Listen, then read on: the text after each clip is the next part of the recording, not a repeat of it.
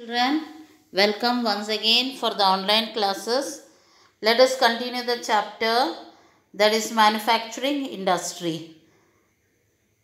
So today's topic is contribution of industry to the national economy. During the last 20 years, the share of manufacturing sector has stayed at 17% of GDP. This is much lower than some Eastern Asian economies where it is 25 to 35. Their desired growth rate over the next decade is 12%, which has been around only 7% in the last decade. To develop the sector of manufacturing industry, government has set up the National Manufacturing Competitiveness Council, that is NMCC.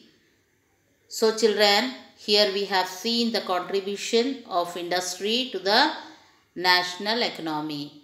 During the last 20 years, the share of manufacturing sector has stayed at 17% of GDP, whereas in other country it is 25 to 35. So, to develop the sector of manufacturing industry, government has set up the Manufacturing Council, that is known as NMCC. The full form, you can just note down this: National Manufacturing, that is NMCC is the full form. You can note down this for the objective. Industrial location. Yes, location for the industry is very essential. Here in this paragraph we will be seeing the location of the factory is influenced by the government policy. Wherever the industries, factories, wherever it is, it will be in such a place that the raw material, the labor, capital power and market facilities are good, or that will be helpful for the industry. Cost of obtaining raw material at site. So location of the industry will be in such a place that the cost of obtaining raw material at the site.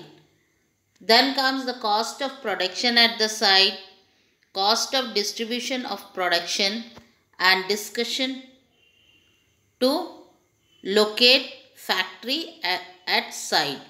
So these four things are linked to each other so that the location, the industrial location, that the products will be more in demand and rest all facilities can be done very easily. That is the cost of obtaining raw material at a site. Wherever the site is there, it should be in the good side, that everything will be running smoothly. So these are the then ideal location of an industry. So this is the location, and through this location industry gets lots of help and for the marketing. Now, industry marketing linkage. Industry are also located around the place where the markets are available. Yes, industries are located around the place where markets are available. Markets means where the product can be sold easily. Raw material and or component parts of the factor of production, that is land, labor, capital, enterprises and infrastructure. So these are the inputs. And when from the factory certain things we get, not certain thing, amount of things we get from there, and in that the land, labor, capital, that all are very, very necessary. Then if the manufacturing materials are there, raw materials are provided, and from there the final goods are produced. So to give from one place to another, what is necessary? Transport. Transport is necessary, and in this way they go to the factory, outputs, product, transport, then market, then again it gives money, and again it give back to input. So whatever input is given by the factory, it goes back again as a money. So money, industry market linkage. This is the industry market linkage is given here. By this you can understand the industry market linkage. Now classification of industry. Yesterday through the flow chart, children, day before yesterday also, I have explained very nicely. Industries are classified on the basis of the following criteria. On the basis of raw material used.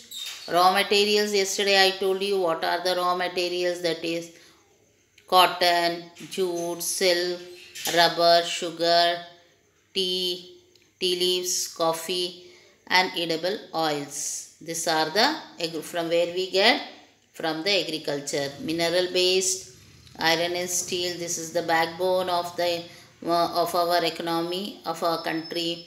That is the steel, cement, aluminium, and tools, petrochemicals, etc. So they are provided by this on the basis of role played by them. So basis or key industry which supply their products as raw materials to other industries. For example, iron and steel, copper, aluminium. These are all the raw material given to the industry. That is the basic or key industry. Consumer. As we know, consumers are also the backbone of the country. That means economy. Consumer means one who buy the things. That is only consumer demands, and the production is done. Whatever, from a small needle to very big machine, is made for the demand of the people. And consumer industry which produce goods for direct consume use. For example, sugar and paper, toothpaste, fans, etc. That means the consumer means those who consume in consumer industry. These all things are found in this type of industry. Then on the basis of capital investment, yesterday I told you small scale industry and large scale industry. Very good examples I gave you. Then on the basis of ownership, there is public sector, private sector, joint sector, and here one more is there, cooperative sector. Let me tell you about the cooperative. This I have not told about this yesterday, so please listen. Honored and operated by the producers or supplier of raw minerals, work, or both. This pool in the resources and share the profit or losses at the sugar industry in Maharashtra and industry in Kerala. This all type of cooperative sectors. On the basis of bulk and weight of raw material. On the basis of bulk means large amount of raw material is given to the industry, and also in bulk the things are made and supplied to one place to another. So industry is very, very important, and industry, yesterday I told you, industry and agriculture, they go side by side. So this is all for today's video. Thank you, and let us continue for the next video tomorrow. Thank you.